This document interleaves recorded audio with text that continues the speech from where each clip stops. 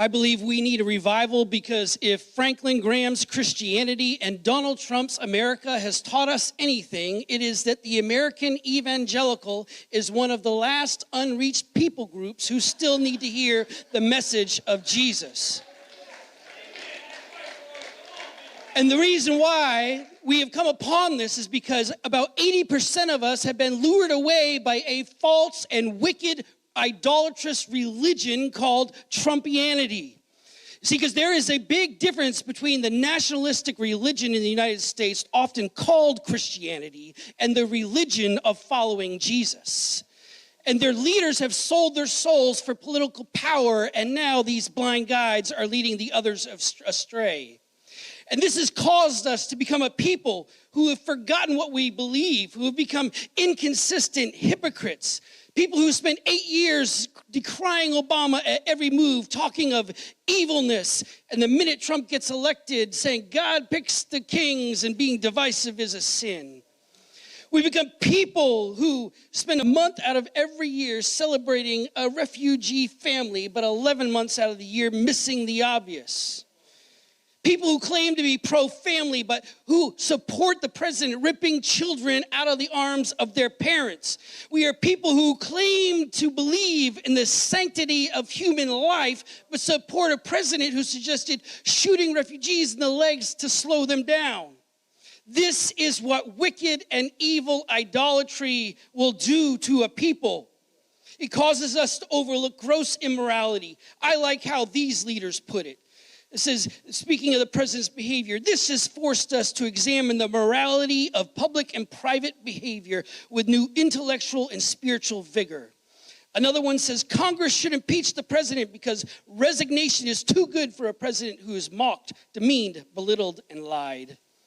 Another says that what alarms me most throughout this is the willingness of my fellow citizens to rationalize the president's behavior. How foolish to believe a person who lacks honesty and moral integrity is qualified to lead a nation or the world. Why aren't parents more concerned with what their children are hearing of the president's behavior? Are moms and dads not embarrassed by what is occurring? At any given time, 40% of the nation's children list the President of the United States as the person they most admire. What are they learning from him? What have we taught our boys about respecting women? What have we taught our little girls about men? How can we estimate the impact of this on future generations? We are facing a profound moral crisis, not only because one man has disgraced us, but because our people are no longer to recognize the nature of evil. And when a nation reaches that state of depravity, judgment is certain. We need revival, but we also need a time machine because that was Franklin Graham, that was Pat Robertson, and that was James Dobson in 1998, speaking of Bill Clinton. This is what idolatry does to people. It happens to the leaders and the people will follow. We must reach the American evangelical with Jesus. So let me tell you something about Jesus. Jesus was born into a poor Palestinian family in the first century. Before he was old enough to walk, he became a refugee fleeing his violent homeland.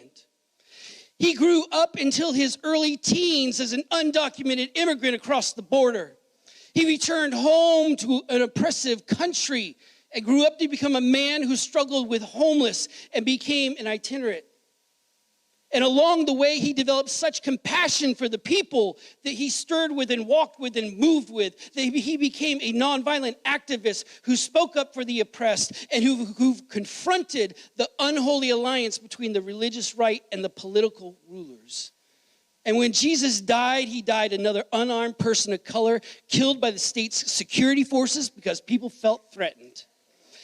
So let me tell you something. If your beliefs and if your politics and if the politicians that you support, if your gospel is not good news to Jesus, if your politics are not good for Jesus, then you might be religious, you might think you're right, but you sure as hell are not Christian.